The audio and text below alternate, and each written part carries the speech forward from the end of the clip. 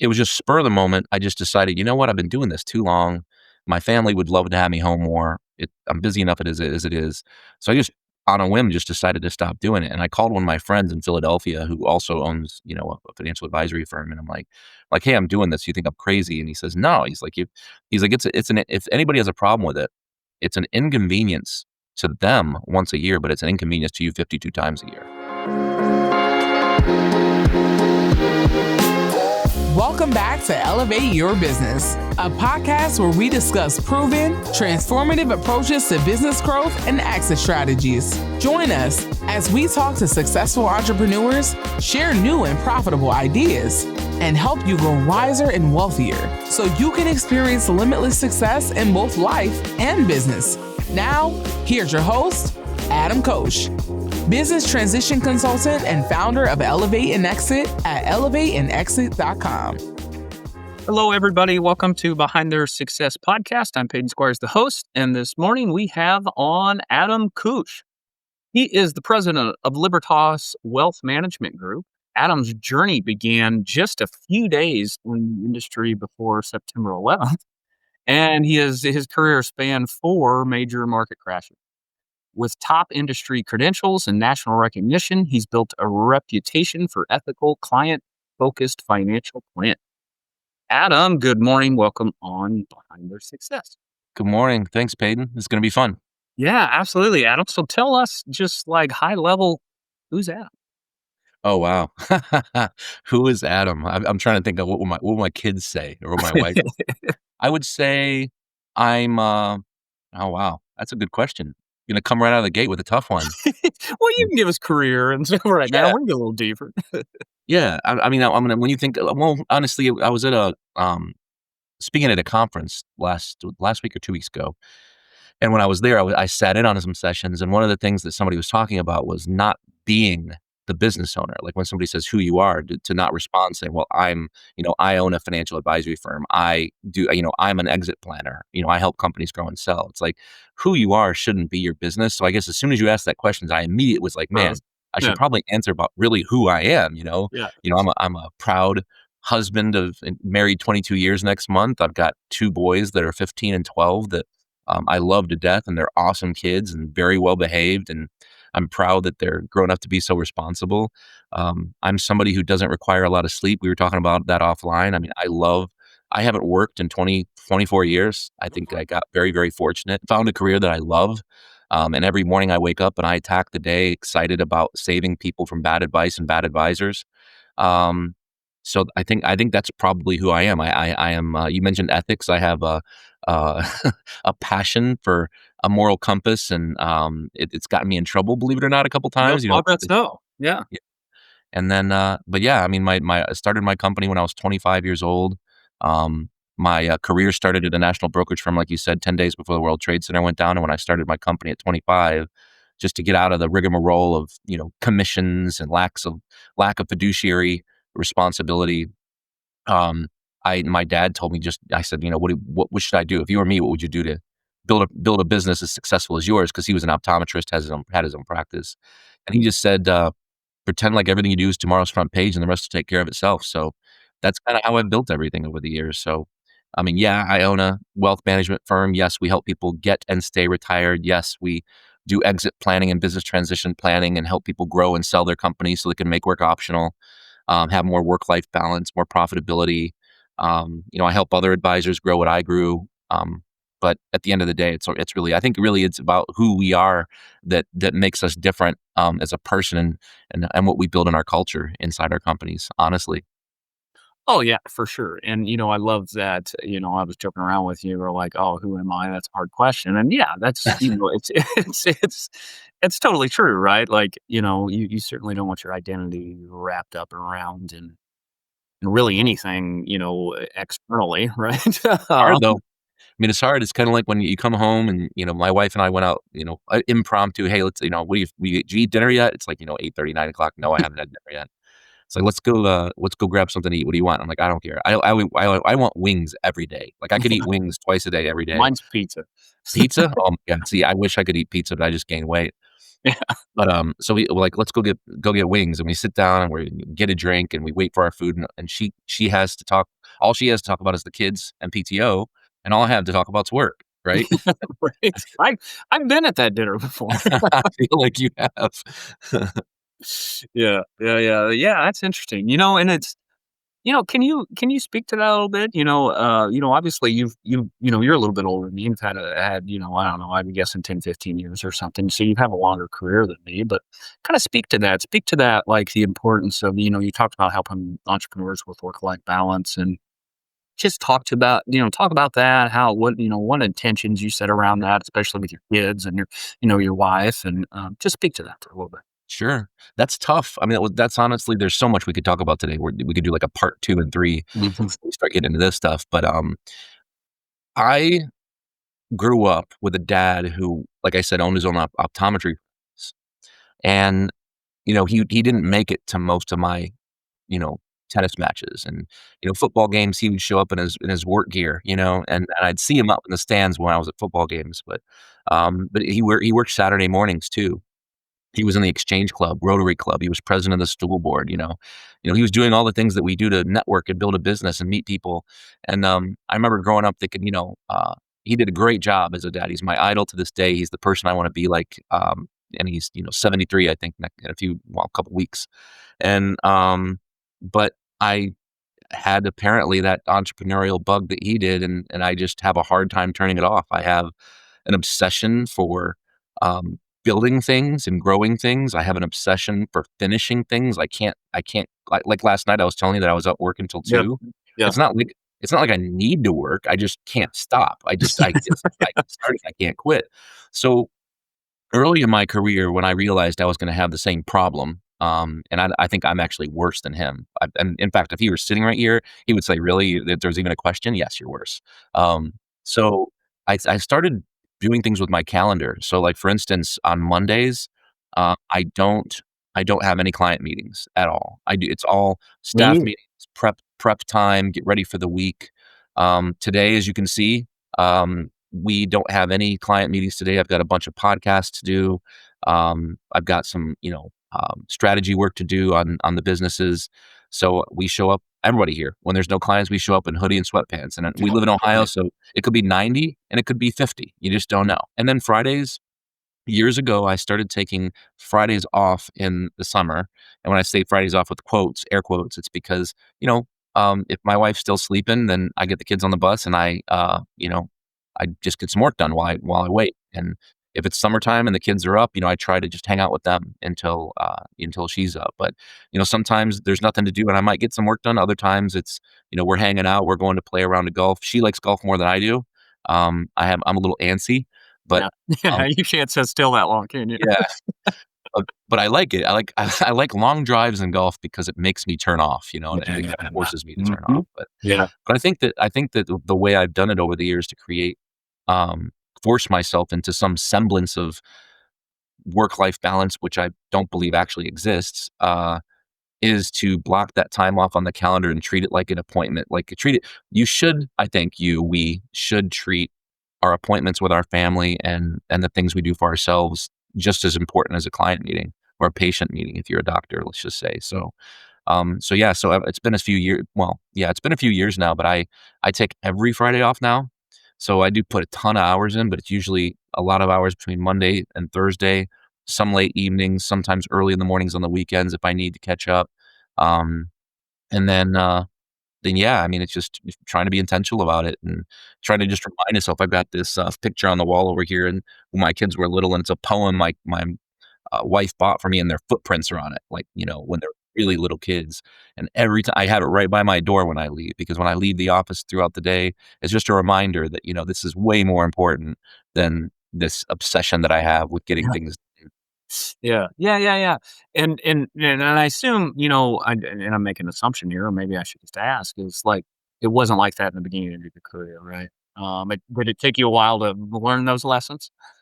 Oh, yeah, for sure. I mean, well, first of all, I was broke. I had no appointments and no clients, early early in my career. So I had no shortage of time, and, I spent a lot of time grinding it out, starting things up. I mean, I was 21. I've said this so many times, I can say it quickly. I mentioned, starting 10 days before the World Trade Center, but what I didn't mention was I was right out of college. I was 21 years old.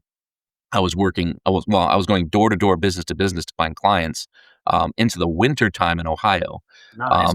trying to get people 3 times my age to trust me with their life savings while the market was basically falling. Yeah, I mean, while the world was going to war and everything. yeah, well, no big deal, no big deal. I mean, who's gonna trust this young green ginger, right? Going door to door. But anyway, so I think early on, I didn't know what I was doing, honestly. I was just working as hard as I could.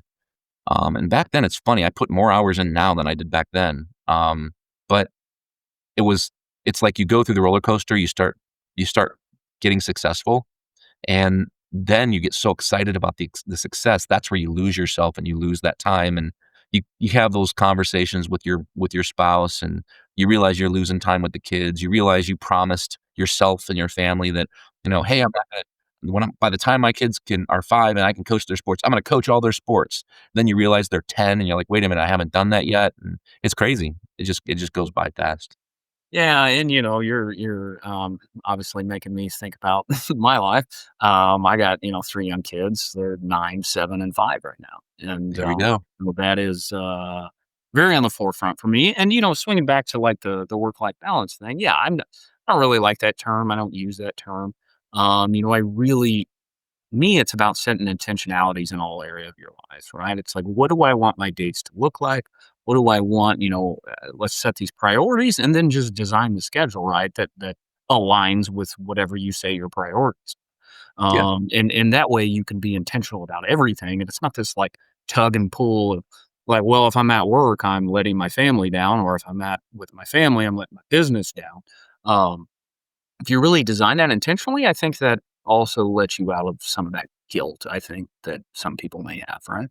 I think what you just said is exactly how people feel, though. I know that's how I feel. I feel like when I'm at work, I'm letting my family down. When I'm with my family, I'm not doing work. When I feel like my staff needs me, I feel like my clients need me. So you feel like you're pulled in 5 different directions. But yeah, I mean, I think that, another thing I've heard over the years that I thought was really impactful was, somebody once said that, there's no trophy for working harder than everybody else. Like, nobody cares, I don't. And And yeah, you shouldn't be proud of that. You shouldn't be proud that you put in 70 hours a week last week. I put in 70 hours a week. It's like, so what, man? It's like you worked harder than everybody else. I think that where I'm trying to get, because I'm doing way too many things right now, too many sure. companies, all that Yeah, stuff. yeah, I'm trying to get to a point where I don't know if you didn't know Dan Sullivan's Who Not yeah. How. Oh, Yeah. I have I'm read, just side note before you go into that, I have committed this year to just study him and Ben Hardy's work, so I've read that book probably 3 times already this year. awesome. Yeah, well, Who Not How, 10X is easier than 2X, Mhm. Gap in the Yeah, Game, gap in the game, yep. 4 C's. Yeah. But yeah, so Amazing entrepreneur content. I mean, just amazing stuff, yeah. yeah, he is incredible, yeah. So that's what I'm trying to do, so I was talking to a business consultant that I have on retainer the other day, and she's like, "What's your goal?" And I'm like, "I honestly, if I could work 40 to 50 hours a week, that'd be awesome." I think most people would hear that and they think, "That's what do you What's the only matter with what's you? with you?" Right. But honestly, that's the life of an entrepreneur. I mean, is it challenging? Yeah, because if it wasn't challenging, it'd be boring, right? And Mhm. that's another problem. That's another discussion for another day. But it's like you I like it. It's fun. I mean, I do enjoy it. Yeah. Yeah, yeah, and it's, once again, it's just the intentionality. You talk about, like, taking Fridays off or, like, people are like, "Oh, man, I'd love to take Friday off." Well, you know what? Take it off your calendar, Do it. right? And fit Yeah. everything else in the other days if that's so much of a priority to you. Like, you have control of that. And you talk about like, "Oh, I don't take meetings on Mondays." I don't either, right? All my stuff on Mondays is internal, it's Mhm. maybe podcast stuff, it's team stuff, it's making sure I'm ready for the next 3 days because I usually stack the middle of the week where it's just Yeah. like Tuesday, Wednesday, Thursday, I just kinda get my butt kicked. And then Friday, I kind of, that's kind of recovery and and Yeah. that's my cycle that I've kinda designed that works for me, right? And works for my business, and of course it can get better, but like, it's just being a little intentional around that, right? Yeah. I mean, 2 things before we close up this topic. The first is, we 2 years ago, I was planning my next year like I do every year in December, and it just kinda hit me that at that point, 22 years? I'm like, for 22 years, I've been doing evening appointments 1 day a week, and usually it's on Tuesdays or Thursdays, and whoever picks the first late appointment, that becomes the late evening, and Yeah, we just, yeah, yeah. block Then you it could off. fill that one up and block the Yep. other one. Yeah. Just Yep. block it off, right? 8:00, 8:30, 9:00, get home, whatever. It was just spur of the moment. I just decided, you know what? I've been doing this too long. Um, my family would love to have me home more. I'm busy enough as it is. So I just, on a whim, just decided to stop doing it. And I called one of my friends in Philadelphia who also owns, a financial advisory firm. And I'm like, hey, I'm doing this. You think I'm crazy? And he says, no. He's like, if anybody has a problem with it, it's an inconvenience to them once a year, but it's an inconvenience to you 52 times a year. And I thought that was a really good quote. And then to your point about packing up Tuesdays, Wednesdays, and Thursdays, I wouldn't say packing that up just so, and I know you weren't saying this either, but I would say to the audience and people listening and watching that that's what you wanna do. We call them RPMs here, rapid power meetings. We do all of our annual review meetings with clients between January and March. Then we do semi-annuals between March and May and September and October. And that leaves time in the summer to relax a little bit more. Things are a little slower, and it leaves time in the wintertime to actually spend time with the family for the holidays. You're not slammed during the holidays. And Yeah. of course, new clients are coming on board all the time, so it's not like you're not doing anything. Yeah, yeah, for sure. But yeah, I think that works really well for us. Yeah, yeah, and it's just, obviously every industry is different, whatnot. You have different workflows, and it's just finding a rhythm and a consistent rhythm that works for everybody, right? I wanted to, you kind of talked about turning off, right? Earlier, you made the statement about turning off, or it helps you to long directs help you turn off. I'm just guessing. I've only known you for 35 minutes, but I'm guessing that's a real struggle for you. And it is for, most of us. It definitely is for me. Mhm. Um, Speak to that a little bit, maybe some of the things you found. For me, it's like, the sauna helps me do that a lot, Hmm. massages, weirdly enough, to where I can shut my brain off, and that's something I've been very intentional about doing quiet time and things, and recently of just thinking time and quiet time in myself. Um, Speak to that a little bit. Like, what Yeah. has your struggle been in that, and what are some of the tactics maybe, that you've used Well, or others could use? I do struggle with that. The day-to-day turning off is extremely difficult for me, especially when I'm really behind. I have a hard time. My wife can tell when I'm, not all there, and it's not even that I'm consciously thinking about something else I need to do. I'm just, I don't know. I can't. I You're mean, not it's almost present. like I'm still in fifth gear. Like I can't downshift. So I think that, and I don't have a long enough commute. My commute is 15 minutes, so that's not really a lot of time to decompress. And oftentimes it's that last call that I didn't have time to make during the day. So Mhm. I jump on the phone on the way home. And Yeah. the 15-minute drive isn't long enough to finish the call. So you're sitting in the driveway trying to wrap it up. Good Uh, match. but it's, I think, like one of the things somebody taught me probably in the late 2000s was, the 7-second rule, I think is what he called it. It might have been something longer than that. I don't know. It doesn't matter. It's a certain amount of seconds, and make it and choose your seconds. When you come in the door at home, to put everything down, and the first thing you do is you give your spouse a kiss, a hug, you give your kids a hug, and you hang out and talk to them before you do anything, before you go up and change, before anything else. I know a lot of people work from home these days, but to draw a line and have that division between work and home life, that's helped for me to kind of have that in my head, that's kind of like the switch, so to speak. Yeah. Um, but I have another problem, which is once I do turn off, so let's just say for vacations, when we go on trips, Yeah. once I turn off, I have a really hard time turning back on. Really? I Interesting. think it's the extremist personality. It's like, Yeah, yeah, yeah, yeah, yeah. I can I see it. can't. I mean, my wife bought me these cufflinks. Not that I wear suits anymore, but one says on and one says off, and it's like that's kind of me in a nutshell. Nice. So, yeah. Cool. Very cool. Very cool. Yeah, it's something I've been trying to be intentional about for sure, especially, young family, right? And very impressionable ages is like just, when I show up at home, my kids, they're excited to see me. So they expect me to Mhm. be there, right? Like I walk For through the sure. door, but if I'm not, I'm there, but I'm not really there. I mean, it's obvious to everybody in the house, not obvious to Oh, yeah, me. for And sure. You just don't want to string too many days in a row. Yeah, I So, think you gotta try and wrap up, try to do your best to have some cushion time at the end of the day to make sure you don't go home like you're always behind. yeah. I think we're always behind, right? But I Well, at think there's least we think we are, right. us super, anxious achieving entrepreneurs. Yes, absolutely. Yeah. Well, and that's what I was gonna say. It's like I feel like you have to distinguish between what are you behind on that's important and what are you behind on that's crucial. And it's the crucial things you need to do, like what needs to be done by today before you leave and what needs to be done by the end of the week and, by the end of the month, and then you just go from there. Yeah. Yeah, yeah, it's prioritizing and trying to organize to, just release some of that anxiety. Yeah. So Adam, obviously you're a very, very accomplished guy. You got, a whole lot of letters behind you and Huh. certifications. That's just because of my, insecurity with my intelligence. How's that? Yeah, maybe that's me too. I guess. Um, when just talking, entrepreneurs in general, right? You're very much in the wealth and tax base, similar to me. Um, what's just some general advice for entrepreneurs, people trying to build a business, maybe exit a business, like, finance, right? Obviously a huge part of a business. One of the major pillars of a business is, finance. Speak to like the importance of that or just maybe some general advice for entrepreneurs or you see problems in that area. Um, what you got? Yeah. I think the first thing is probably to figure out what you want and who you are. Some businesses wanna build a lifestyle business. Mhm. So I think there's 2 kinds. There's people who wanna build a lifestyle business that's gonna give you the money that you need to do the things you want at home with your family, save enough money to quit one day and make work optional. And you may or may not sell your company. It may dissolve, and if you do sell it, it's probably not gonna be for some huge Yeah, nest egg. yeah. The other type of owner is the owner that wants to turn their business into an investment, that wants to actually sell it someday for something substantial. And obviously, the word substantial means something different to everyone.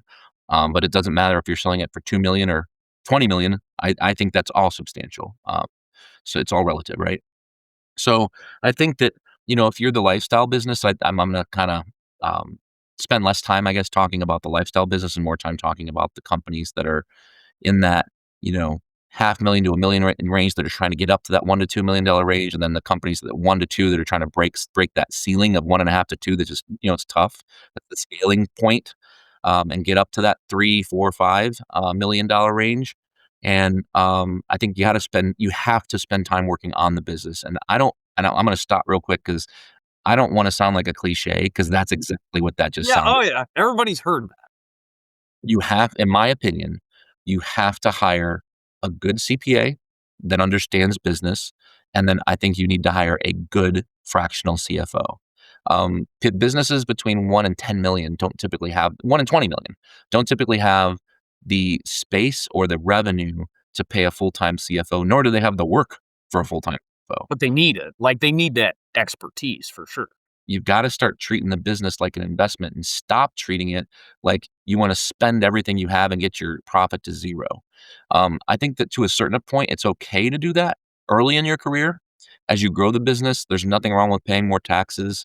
Um, of course, we want to pay as little tax as possible. I always say there's nothing wrong with avoiding taxes. We just can't evade them. Yeah. Yeah, don't use Uh, that evade word. but I think that at some point, when you feel like you've gotten stuck, that's when it's time to reach out and hire somebody who's an expert in business transition planning. And I purposely don't use the phrase exit planning because when you tell a successful business owner who's growing a great company in their 30s, hey, we do exit planning. They're like, well, that's not for me because I'm not selling anytime soon. So I call it business transition planning or business transition and exit planning because what we want to do is we want to transition you from wherever you are today to where you want to be. And what most owners want, whether they know it or not, is they want to spend less time in the business. They don't want to be so dependent upon them. We want to get their risk down. So, like for instance, customer concentration, the amount of the business, whether it's staff, customers, clients that rely on the owner. We want to get continuity in place. So if something were to happen to the owner, that there's something in place to keep the business alive. There's sales training. There's profitability measures from an absolute basis. There are intangibles from a risk standpoint we can do to increase the multiple on the coming, having nothing to do with profit and absolute value. And what ends up happening when you're a 35 or a 40-year-old or a 45-year-old, doesn't really matter. If you're not even close to selling, what ends up happening is you end up finding yourself spending less time in the business, more time with your family, with that work-life balance thing we were just talking about, staff that are happier because you've let go of a lot of things, you've given them more responsibility, you're trusting them. Let's go back to who, not how again, right? They're more excited. They see your vision. I always say that in our office, I don't like to say that there's like I'm the shark and we've got all these minnows working with me. I say we're all piranhas. I don't work. Nobody works well with sharks. So you want to turn your company into a bunch of piranhas swimming in the same direction, killing the meat and taking it home. And I think that, so the advice I would give owners is not to work on the business from a cliche standpoint, but specifically to make sure you're working with a good CPA. Make sure if you're in that 1 million and up range, you should be looking at hiring a fractional CFO. And then I would get your hands on somebody who understands value acceleration.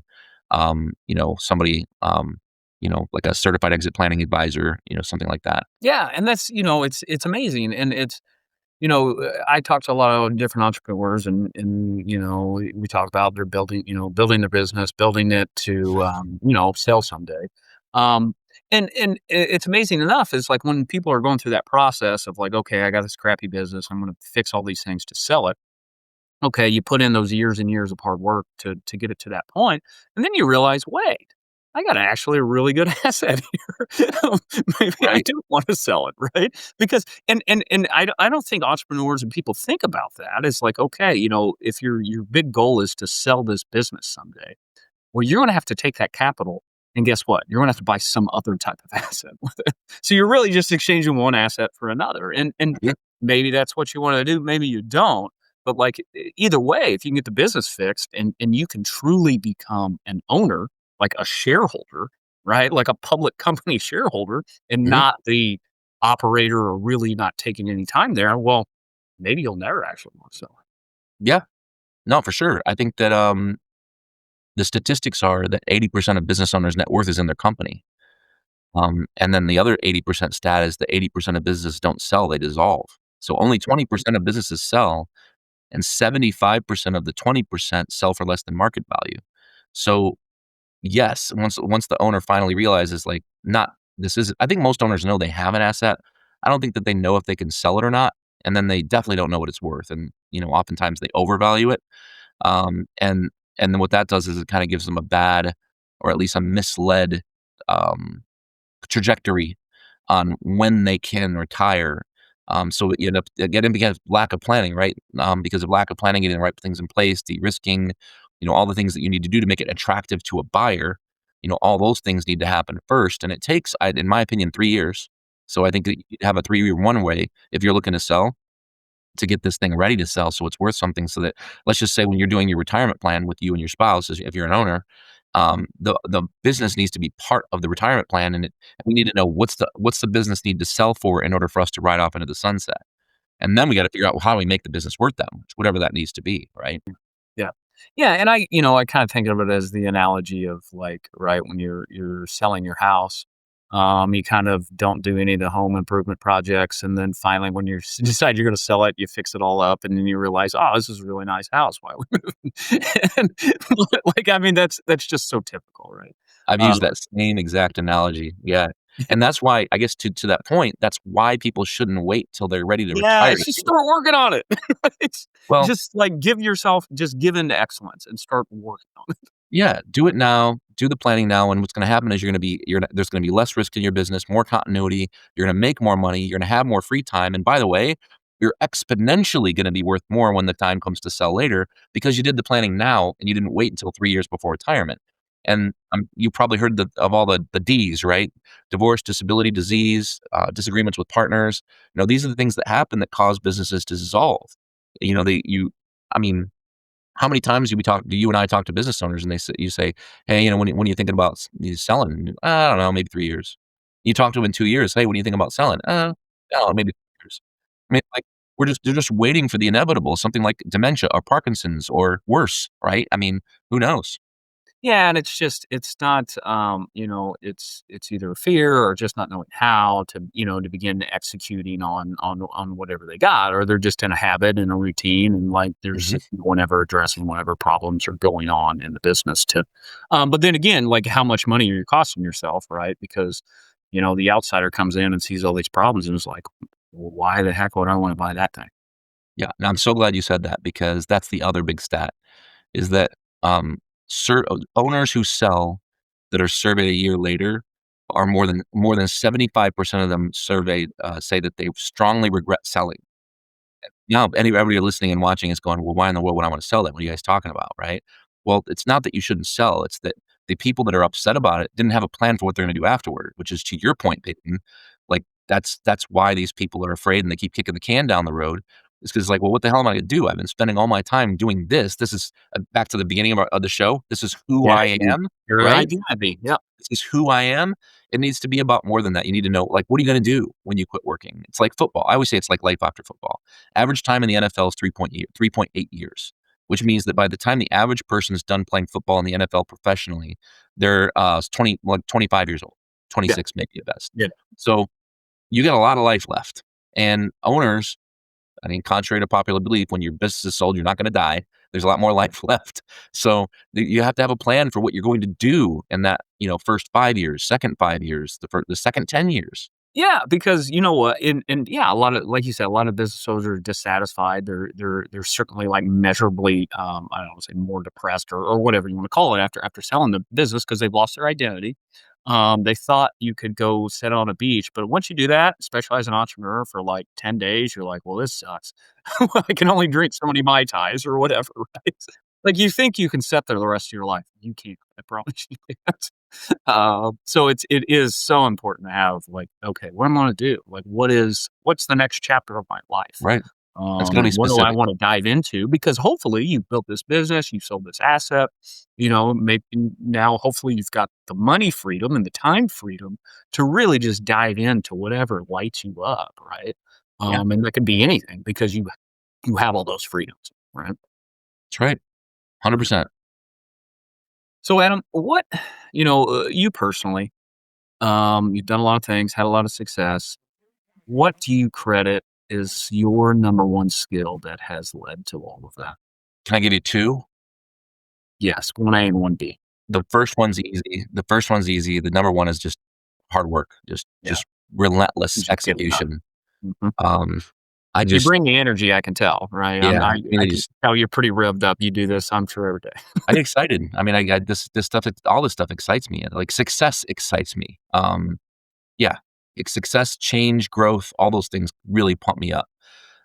So I just finding something you love, and then once you love it, you're gonna be good at it. You're destined to be good at it because you like And it, then and once you're good at it, you'll love it even more. right? Right. It's like a self-fulfilling prophecy. Yeah.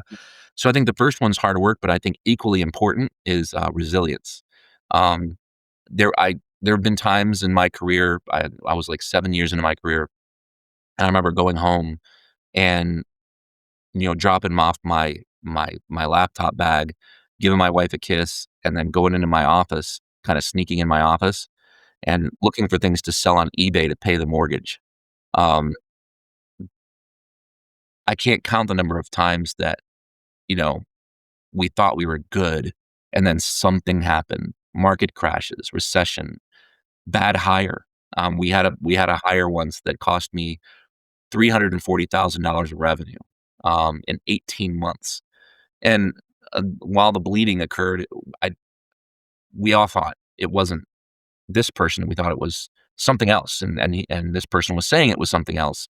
And at the end of the day, once we had to part ways, of course, we found out that the clients that were the few clients that were leaving still canceled their transfers, came back, and they told us what was really happening, and the person wasn't doing their job. To make a very very long story short, so it's yeah, I think that hard work, and then you're gonna get knocked down repeatedly if you're an entrepreneur. You just have to get used to failing and then just fail fast and move on.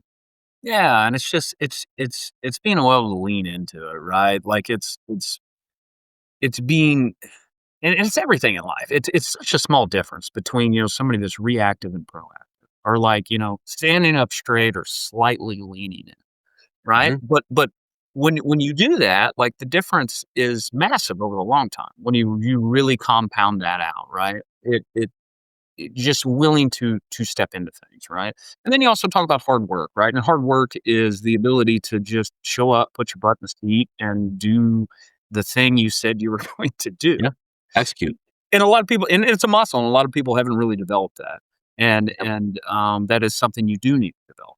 And even just to circle back for what you said, even in the beginning of like, the people that really pride themselves, really, take on that identity of the hard work and the hustler and the grinder and whatnot. And I used to be that so much more than I am today. I've gotten a lot wiser in Yeah. the years, right? Where it's Smart. like, I work 70 hours a week. And you're like, well, congrats. Is that Yeah. like, I thought the plan was to But work less or whatever, yeah, right? right. Like, it sounds like you need to find better things to work on, right? Like, Yeah. because if you're, sounds like you're kind of spinning your wheels, but like that, it's so true. It's like, it's quality over quantity. That's a big, Dan Hardy stuff. We were talking about Dan Hardy earlier. Mhm. Quality over quantity, and like once again, you can have success and it feel good at the same time. Like it Mhm. doesn't have to be this. I got to take on the whole world and punch everybody out, fight through all this stuff. It can feel good while you do it too, and that's something that I wish I would have done better over the last, say, call it decade. For sure. Yeah. So, Adam, another thing for you. So going back, so it's September 1st, 2001, right? You started Oh, your boy. career. Yeah. I So remember vividly. I would have been Adam. So you're a little bit. I would have been in eighth grade Wow. because I was eighth grade in September.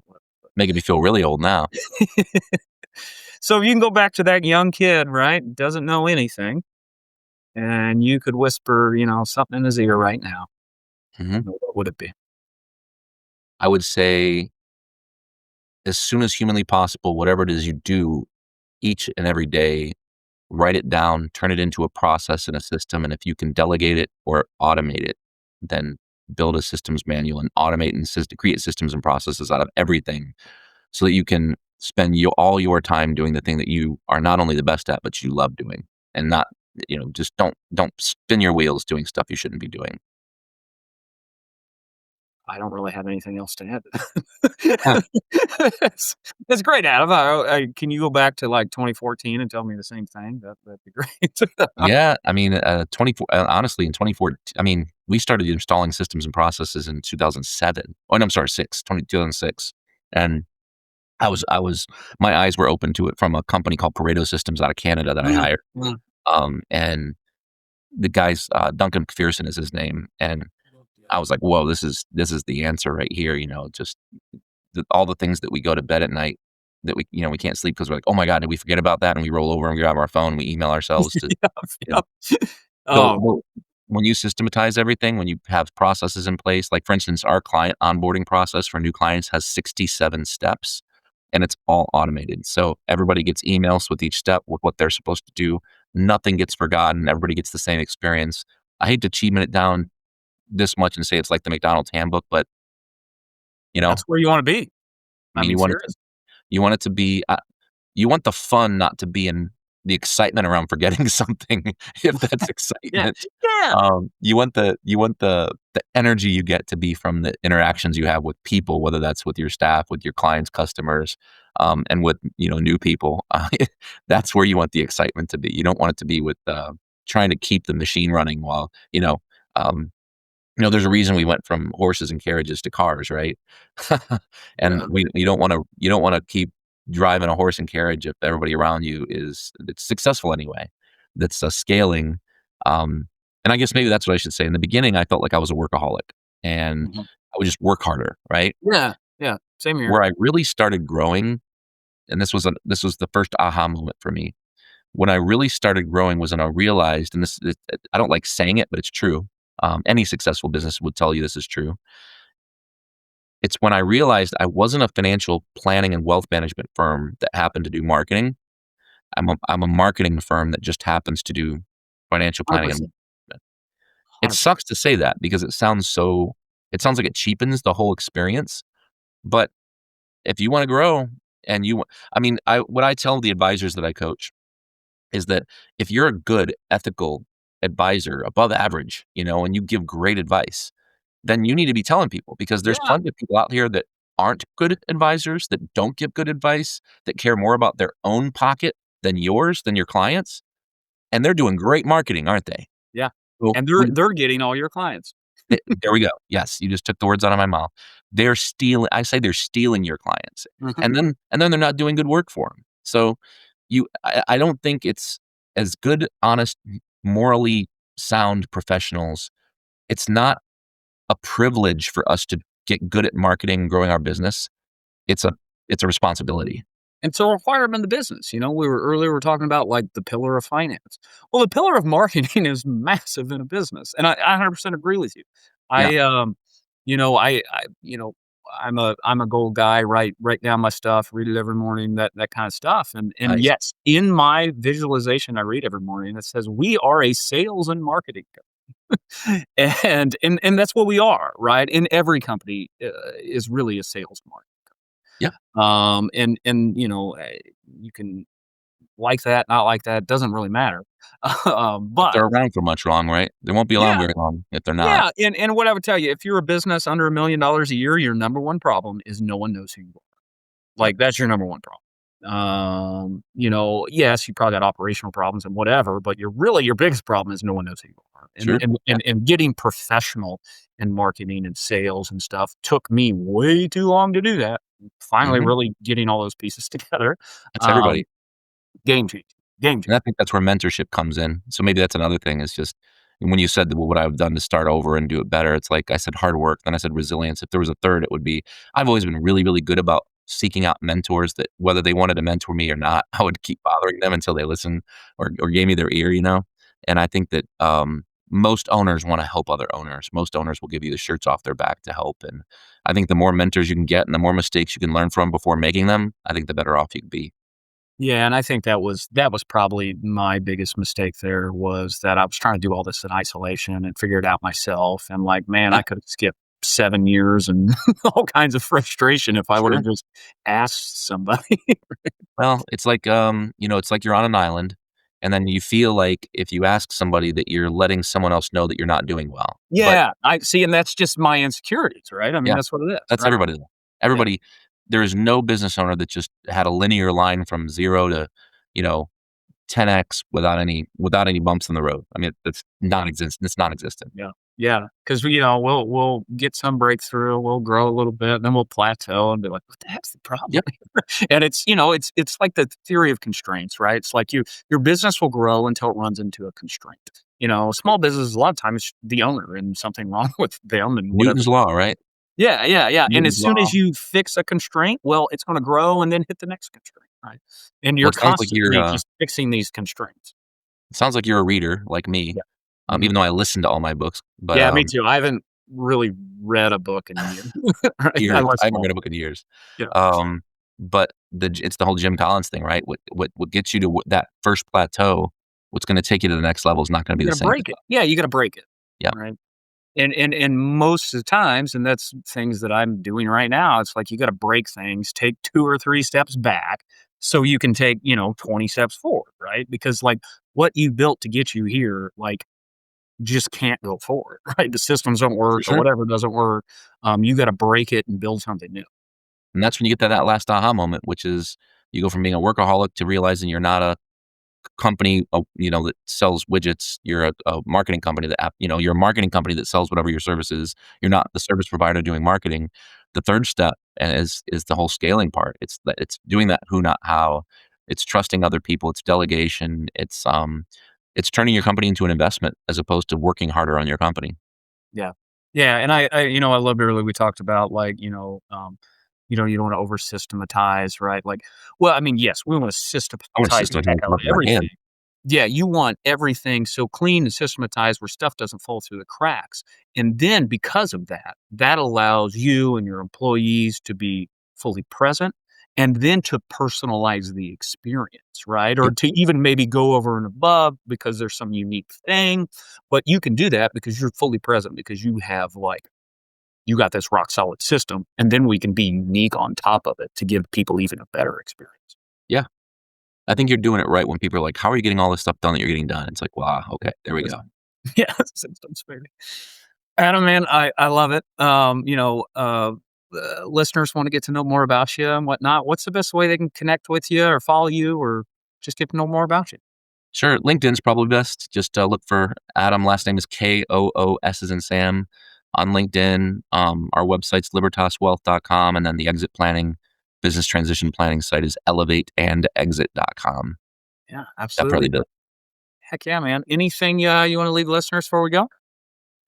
I would just say to the people who are stuck, keep your head up, keep plowing away, don't get discouraged. And with every one of those stumbles that, where you get knocked down and you stand up and that resilience takes hold again, you'll look back and you'll just tell stories about it and you'll be teaching somebody else and that, needs that same help you need help right now. Yeah, that's great stuff. You're building a muscle, right? Every time you get up, you have evidence in your past now that I am strong enough. I can do that. Yeah, just keep moving forward, man. Well, there's a 100% chance you won't succeed if you don't do anything, right? That is correct. And you'll always have that regret. That's right. True story. Adam, appreciate you, man. Listeners, we'll put some time. We hope you enjoyed today's episode. To complete our free business valuation quiz or to set up an introduction call, just head over to elevateandexit.com. This podcast is for informational purposes only and should not be considered legal, financial, tax, or as a basis for investment decisions. Always consult a professional business transition planning consultant or a certified exit planning advisor before implementing any of the ideas shared in this episode.